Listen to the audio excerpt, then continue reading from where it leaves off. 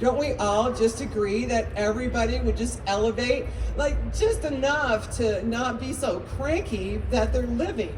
Because in America, we use more substance than the entire world combined. I mean, like, let that just sit with you for a minute. And you can only get so saturated. But yet, because we're so disconnected from what the plant actually does for us, and we have this consumer mentality, we think more.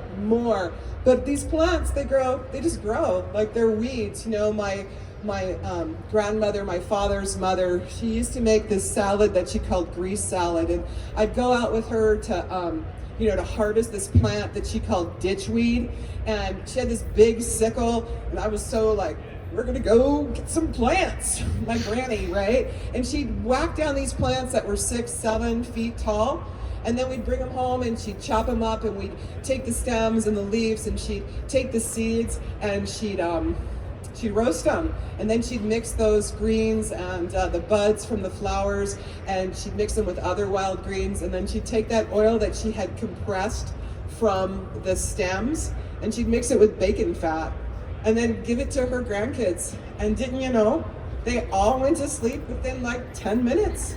They were like snoring, right? And it took me a while. Then my grandmother was mugged when I was 13 years old. She was coming home, going back to her reservation. She got mugged for her casino money, which is like $20. She was beat within an inch of her life. And it was in that moment I really understood that there was really no social justice for women, period. And then the where you tilted on the color wheel, or whatever kind of card you were or weren't carrying, all of a sudden you became less valuable. So I watched my aunties take that medicine that she was putting us to bed with, and this is when I learned how to extract. I was like 13, 14 years old. And they just chopped up those leaves and they pressed them with moonshine, let them sit for a while, and then they, pressed them with the cider press. They pulled that out, and they gave her that in tiny little bits in her mouth. And then they also used another one that they would just rub all over her body with different types of herbs. And my grandmother never got her speech back.